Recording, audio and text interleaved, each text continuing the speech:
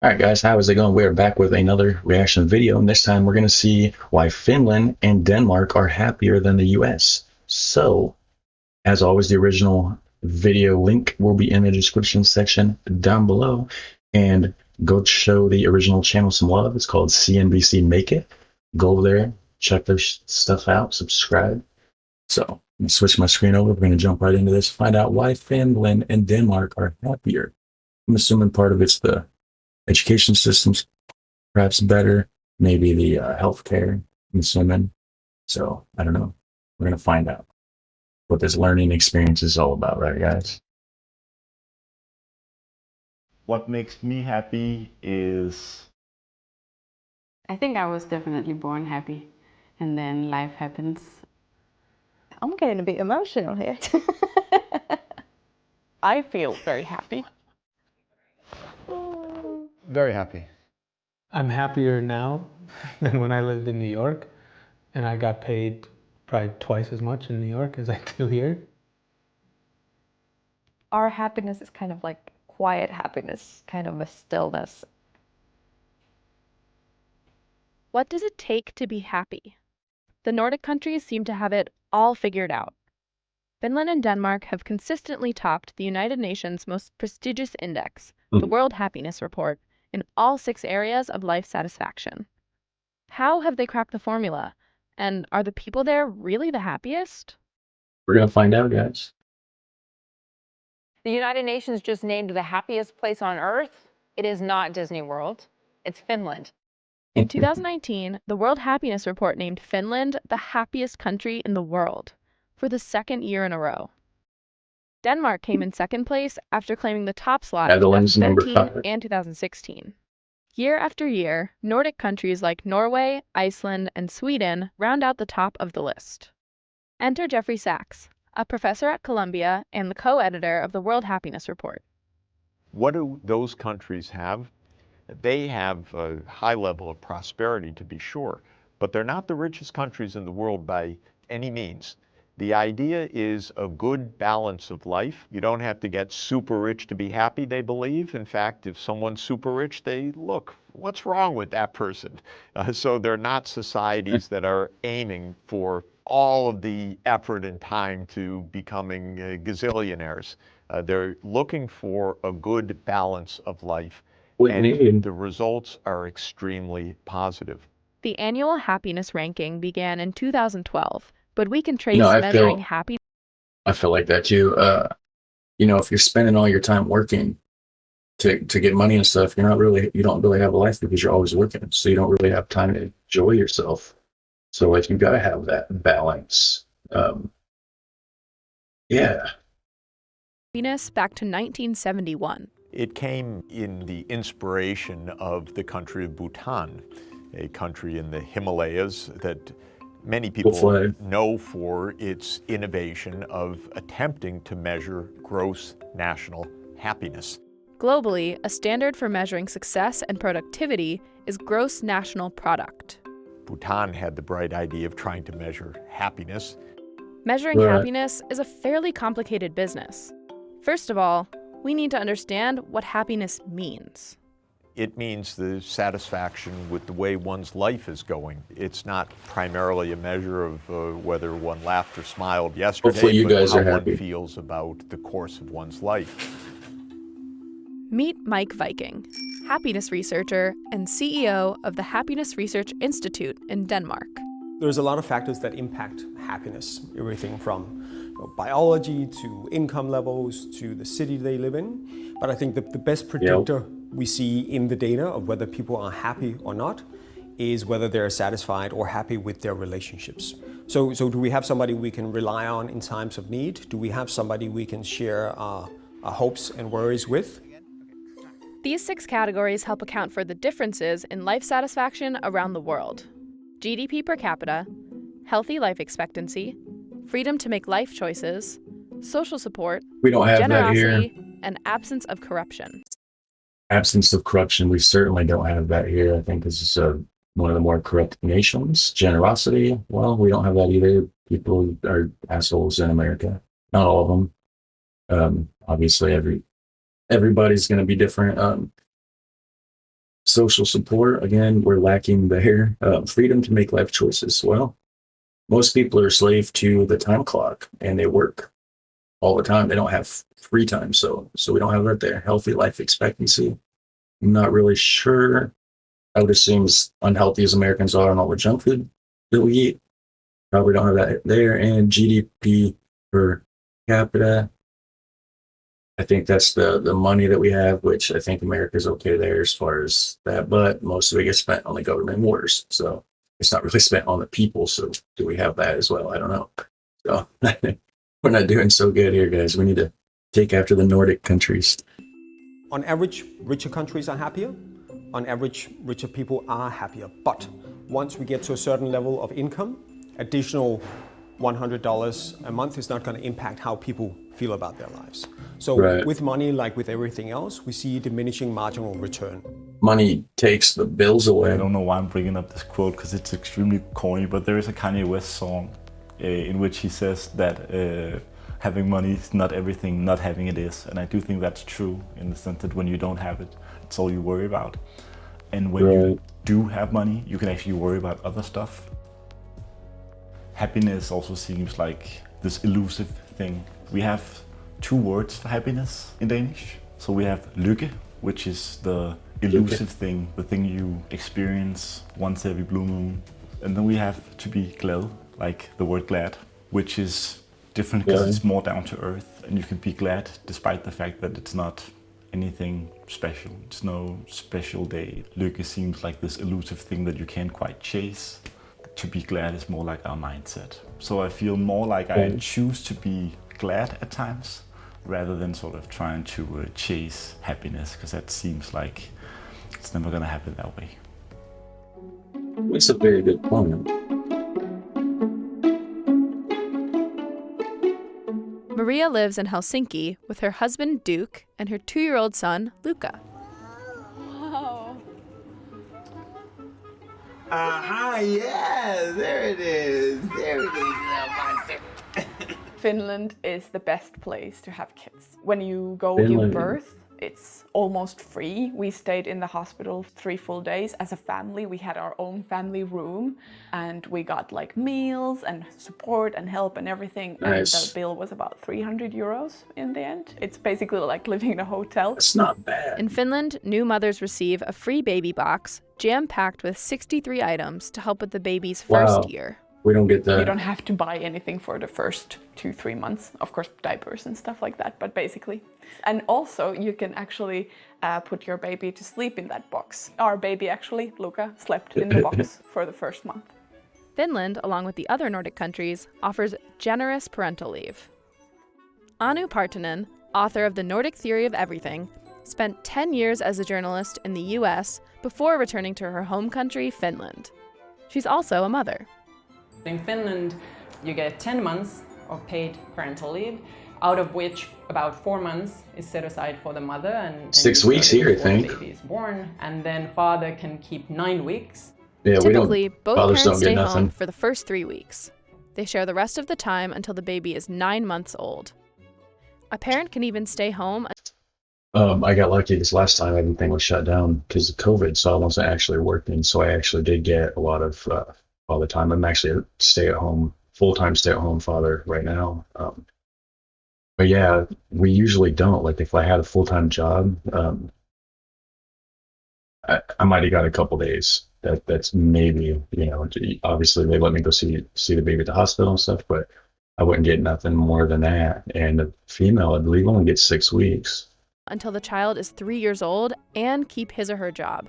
However, the stipend stay home or the rest of the time until the baby is 9 months old. A parent can even stay home until the child is 3 years old and keep his or her job. That's crazy. However, the stipend is much smaller. Another determinant of well-being is one's sense of personal freedom to make important life choices. Can you shape your life the way you want? Christina was unhappy at her job in advertising and took an 8-month break. Social security is also something I think is very important. What I did didn't make me happy, and it didn't let me have that work-life balance that we cherish so much here. And so we have a system that made it possible for me to quit my job and have some thinking time and figure out, what's my next step in life. Christina received about $2,000 a month from the Danish government while she was unemployed. She is now in school to become a painter. Her tuition is covered, and she receives an educational stipend of about $1,000 a month.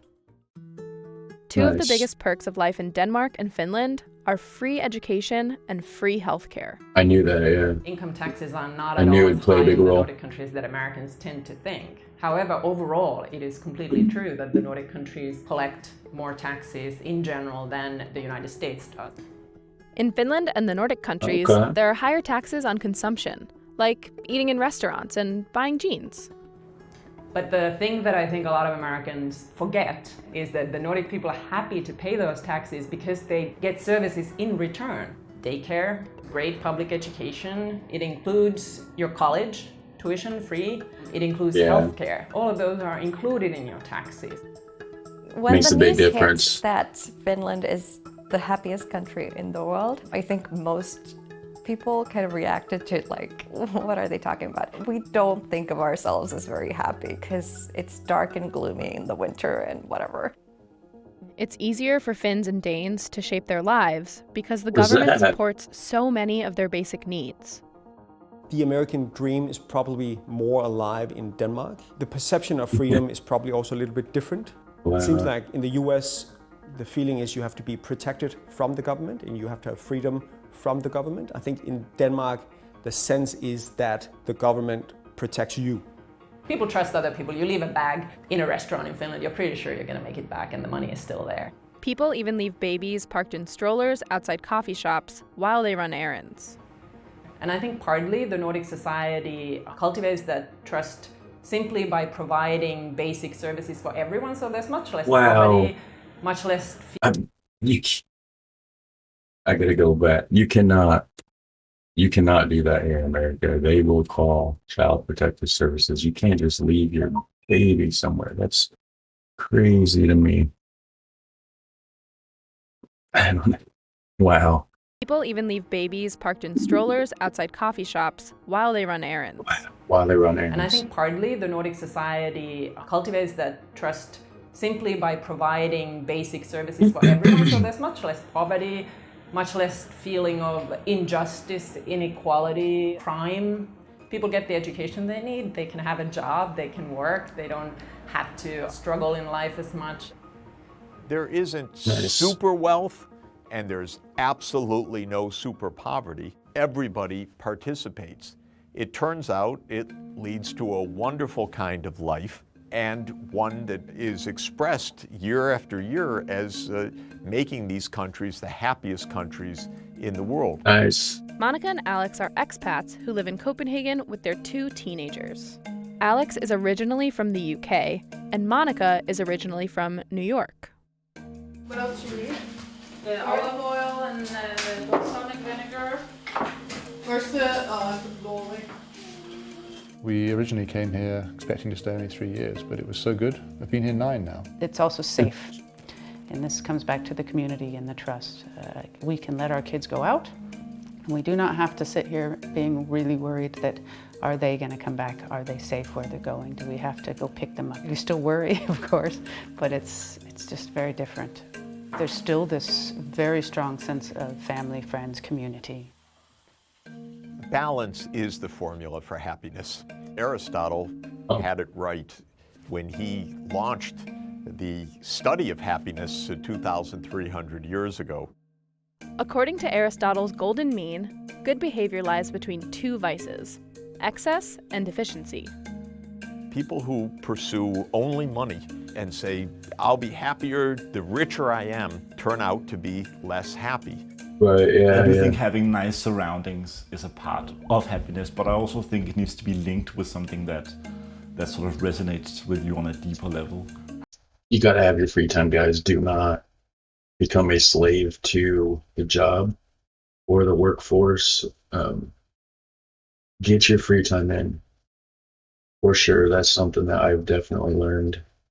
And it's more valuable than money to have the time to spend with your family and stuff. So Definitely. Having nice surroundings and having a lot of money and being in a 5-star hotel in Las Vegas doesn't make you happy at all. So I think it needs to have that balance. Cue the classic Nordic work-life balance. Rich Perusi, former New Yorker, has been living in Copenhagen for 7 years. People stay pretty tight to a 9-to-5 workday, but I do think that we get as much done in a short period of time here as we were doing in longer times working in New York. One of the comments we actually heard when we first came here was a Dane saying that when you see someone working late, are they doing it because they can't get their work done? Is there something wrong with them versus are they just trying to get ahead and working? There is a sense that yes, work's important and you need to get your work done to a high quality, but you also need to make sure it's balanced appropriately. Sara Alhupuro is a diplomat and an artist who has shaped her work schedule to make time for her passion. So I actually need to go to my physical workplace only 3 days a week. So then the rest of the time I can spend here in the middle of nature. Nice. When I walk in the forest, I walk there very quietly, paying attention to all the small details and all the colors. Very slowly, and I try to spot all the small details. And I completely lose the track of time. Usually I spend about 5 to 6 hours picking mushrooms. What does she do with the moon? She eating them all? Making art. It looked like she had an art thing going. People don't make as much money in the Nordic countries as they do in the US. So it's not really about how much you make. You don't have to make as much to get the same quality of life as you would. You know, it says 45, but the normal 45,000, that's a wide range. That's the average, right? So you got all those rich people. That's bringing that average up because you're a normal person. I don't know, maybe 20 grand, half that. So your average person, normal job, not, you know, anybody special, would probably only get half that. But, you know, so less than what you would get in Denmark and Finland, but without the extra benefits of the healthcare and all this other stuff. So the average normal person with a regular job that's not like a nice job or whatever, entry level type thing, they're pretty bad off here. So if we look at the dimension called life satisfaction, we can see that money does matter. Ooh, that pie looks good. Well-being and happiness. But I mean, on average, richer countries are happier. On average, richer people are happier. But the mechanism here is being without money is a cause of unhappiness. Not everyone likes to talk about money either. In Finland, it's been this kind of rule that you don't talk about money that much. At least like my parents basically wouldn't tell me how much they made, for example, if I would ask as a kid. It would be considered bragging if you would tell about how much you make, etc. People are happier when they are generous and when they feel that the society that they're in is a generous society. And then we find people want to live in places with decent government. If government is corrupt, if leaders are bizarre or autocratic or corrupt, the society is unhappy. In 2019, Finland elected the world's youngest serving prime minister, 34-year-old Sanna Marin. Danes are among the happiest people in the world, but they're not necessarily the friendliest. Who's the animation? Lars A.P., author of Ethics in the World. Why are they shaped like that? Danes are among the happiest people in the world, but they're not necessarily the friendliest.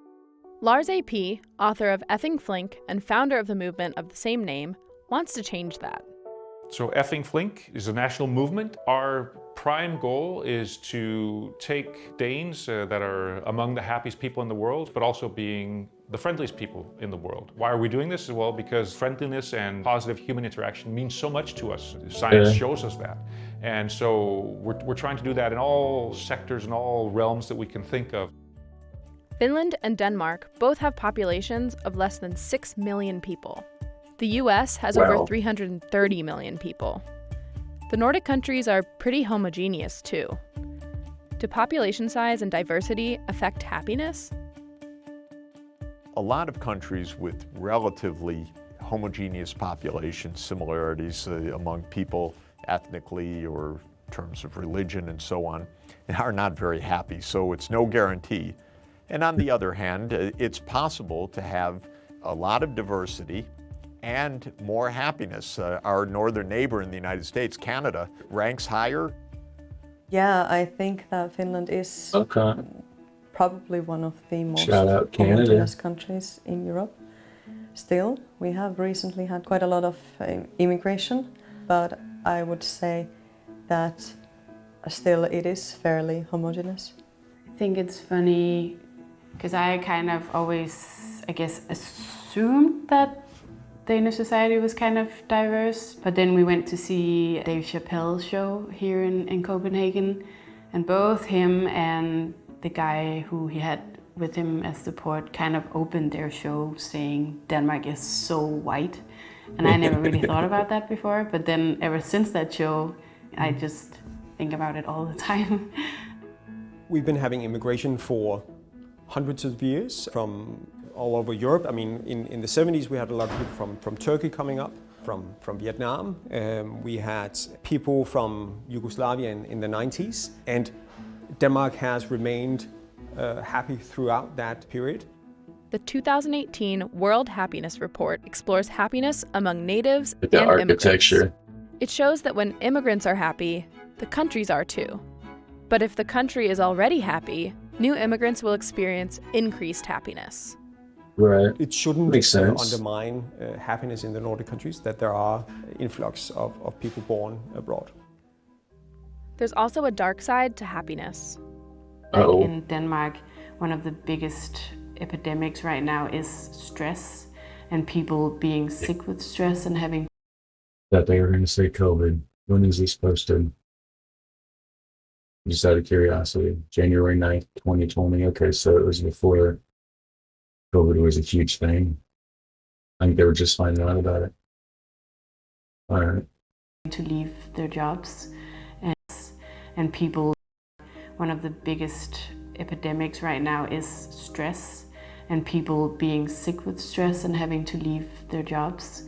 And people outside of Denmark didn't really understand what that meant. Like, what do you mean stress leave? But it might be that expectation to have a work-life balance here that stresses people out, that you both have to work, but you also have to take care of your family, you also have to be social with your friends, you also have to that's everywhere. do this self-realization thing, hobbies and traveling, and there's so much you have to do in the same amount of hours, whereas maybe in New York or other places, you know that you're gonna work to 10 every day, so you don't expect to have the same balance, you know? Yeah. It can be hard for outsiders to break into the Nordic cultures. I don't know. The Danes have such tight-knit friend and family groups. It's not very natural for them to just include people, new people into their groups. It is a little harder when you come in from the outside to sort of become part of that group. We've had some great Danish friends, some met at work, but it is harder, I think, on that side compared to the UK and the US. Except with those other guys. There can be serious side effects to maintaining high levels of happiness. Within the States, if you look at the level of life satisfaction, the higher the life satisfaction, actually also the slightly higher Look like a Dutch bike. suicide rates. Almost feet. And the theory here is that it might be more difficult to be unhappy in an otherwise happy society because it creates a stronger contrast to how you are feeling if you are surrounded by very happy people. So Denmark actually used to have really high suicide rates. So in 1980, we had suicide rates of around 40 per 100,000, which was, I think, some of the highest in the world. Now, fortunately, it's around 25% of that, so it's around 10 per 100,000. South Korea and Lithuania have some of the highest suicide rates in the OECD as of 2017. So fortunately, suicide rates have been reduced a lot in Denmark. Also in Finland, there's also been it was rising in the US over the though. past few decades. But still, it's not zero. So we still need to reduce that even further. Despite mental health challenges, a big part of Finnish culture focuses on overall well-being. Sauna is a sacred thing for Finns. I have like so many good memories about having these sauna moments with my family. Sauna is something that I suppose you kind of have to like and love as a Finn. As of 2018, there were 5.5 million people living in Finland and around 2.3 million saunas. My grandmother always used to tell us kids that we can't fight in the sauna because then we would risk angering the sauna elf. And there's even a sauna in the government of Finland where they say that they make some of the most important political compromises because you're culturally not allowed to fight in the sauna. Danes have mastered the art of comfort and coziness through hygge. I think the best short definition of what hygge is the art of creating a nice atmosphere. And of course that is something that happens everywhere, but what is uniquely Danish is we have a word that describes that situation. You can curl up in a couch and read a good book and have good music on and just be in a hyggekrog. It actually means a hygge corner of your room. There's a social component to hygge, which I think is really important. Hygge seeps everywhere throughout the country, from cozy drinks to warm lighting. So one concrete manifestation of hygge is the focus on lighting. The rule of thumb is the warmer the light, the more hyggelig the light. So Danes love candles. So how does hygge contribute to happiness? So happiness is both having a strong sense of purpose in life. It's also experiencing moments of pleasure on a daily basis. It's also feeling satisfied with life overall. So hygge is this element in our daily lives where we experience comfort and pleasure and togetherness. And hopefully over time that accumulates also to a higher sense of life satisfaction.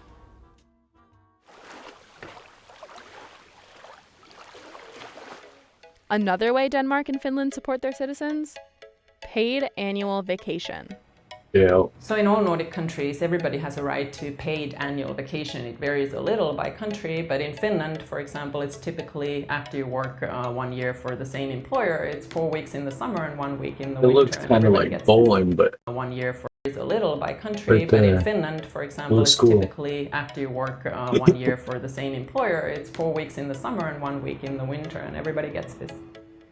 Nice. I actually heard a statistic. It's something like when Americans go home after work October 27th, you guys have worked as much as Danes will work for the entire year. But I actually think that taking a little more time off also makes you a lot more productive.